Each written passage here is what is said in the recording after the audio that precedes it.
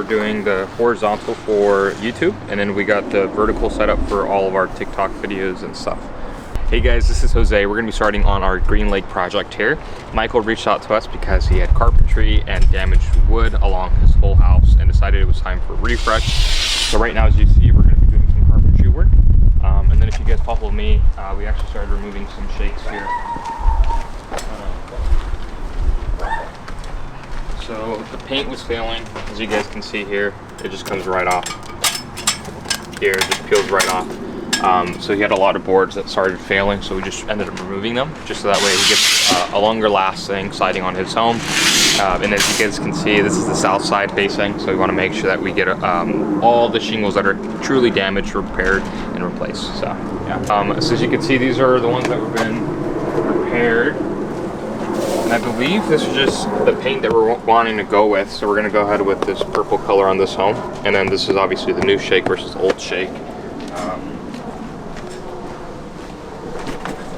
They sell the shakes in boxes, so we just go ahead and replace them as needed, of course.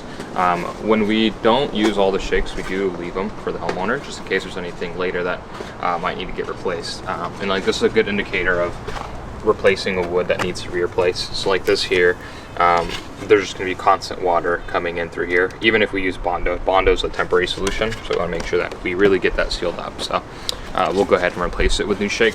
See, it kind of went over here as well to the garage, so we're going to go ahead and repair that. And that's what it looks like behind all of the shakes. For the people who don't know, why would you want to replace the shake?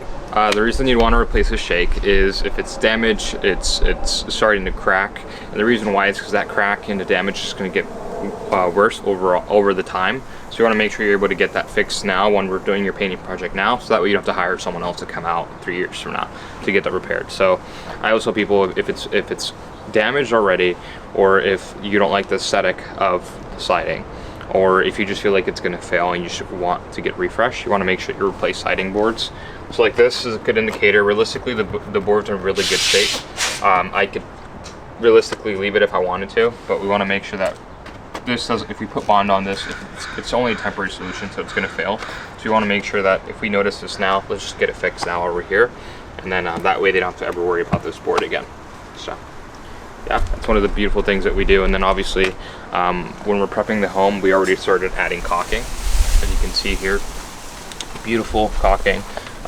We removed all the old stuff and included new caulking, just so that way obviously there's no water or anything coming into the home. One of the biggest things that we try to prevent is reducing the amount of time that we spend cleaning up. The best way that we found so far is obviously laying things down on the floor. As you can see here, we're still working. This area has been removed of any tarps or drop cloths, and it's because we're done doing carpentry here. But here we still plan on doing some of the shakes up above. So we want to make sure that if there's anything that gets broken down or starts failing, we want to make sure it falls on the drop cloth, so that we were able to just pick it up and dispose of any of the waste that might be left over. We also typically like to put all of our plastic, all of our materials on the drop cloth, so that way if we end up dropping it on the floor, it doesn't ding up anything else on the driveway or anything else like that. So it's one of the things that we do. Hey guys, we are on our second job site today. We're going to be doing carpentry work. One of the things that we went ahead and did on this home was we knew we weren't going to be able to do carpentry in enough time for us to start the painting project. So what we did is we just painted everything else, and then we left a small section to be completed, and then we came back and obviously showed a homeowner the areas that we noticed. We just got approval of the carpentry work, so we're going to go ahead to lumberyard and get that taken care of. But this is a really good example of making sure that you guys actually seal your guys' joints up, so that way you guys don't have peeling paint or any cracking of any wood like this. So what happened here is there was a nail.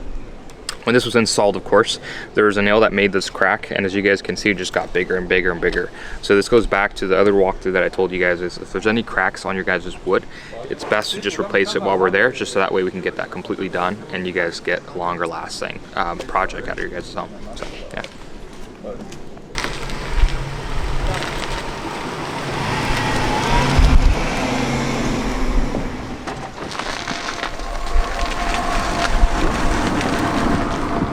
Hey guys, we are on our third project today. So we're going to be spraying the undersides of the soffits, and we're going to make those trim colors so we can go back. Hey guys, so we are on our third project. today. So right now we're spraying the underside. So we're spraying soffits so we can come back tomorrow and start spraying the siding. As you can see here, we already started removing some of the carpentry work that needed to be replaced. So we're going to be reinstalling a new door frame. We went ahead and removed it, and our guys are currently at the lumber yard now, so they'll go ahead and pick up that wood. And then we're going to start scraping and sanding where needed, so we can go ahead and come back tomorrow. This is our project, and if you guys want to follow me, there's horrible cracking here just from peeling over the years. So we're going to go ahead and scrape all this stuff out and just make sure everything gets completely sealed. As you guys can see here, this is just like coming right off. I don't want to scrape too much, but it's coming right off. So it really needed a paint job. It's been some time now. I believe it was been 10 years since it's last been painted. So we'll go ahead and get all that situated. So right now we came to a job site, and unfortunately there was some rotten wood that we missed initially as well. I kept saying a lot. So right now I'm writing up an estimate for a customer that we ended up finding rotten wood for. One of the things that we try to do is we try to prevent it as much as possible. We hate to bring up things that we notice. We don't want it to seem like, hey, we're trying to just charge more. So these were legit things that needed to be replaced before we continue to painting. So we like to do everything right away, so that way we have everything for our records and the client's records as well. So we're setting up an estimate for carpentry. It's only a few pieces of wood, which is great, so it's not anything extensive. And right now I'm going to send that over. We get acceptance, and we'll continue with the carpentry. This is something that we like a lot about our processes, is that we're very efficient. So we're able to agree on a number. Once we agree on that number, we'll put it in writing and we'll send it right over for you guys. And this allows for you guys to have a clear picture of what to expect at the final invoice, and obviously the work that needs to be done on our end as well. So this is an example of me writing up an estimate now. So yeah. So we are back at the office. We were able to take a look at all the projects that we had going on for today, and now we're back and making sure that everything gets taken care of here on the back end. How did you start Refine Painting?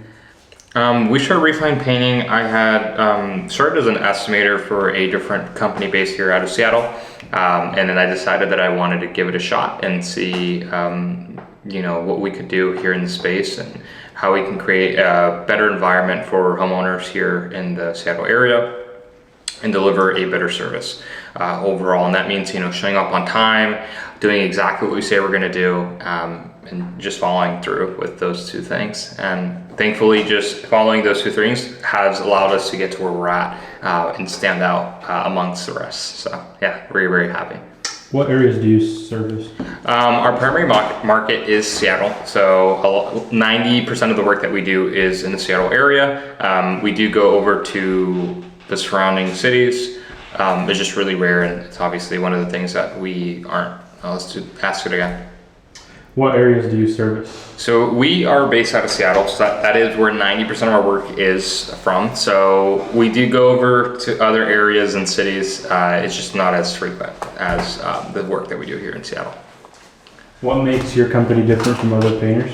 What makes my company different is just going back to just simply offering the services that we say we're going to do, keeping our word, making sure that we're showing up on time. Again, I repeat myself a lot when it comes to that, but it's literally just following those two things allows you to stand out amongst the rest of the companies here in the Seattle area. How do you handle unexpected issues during a project?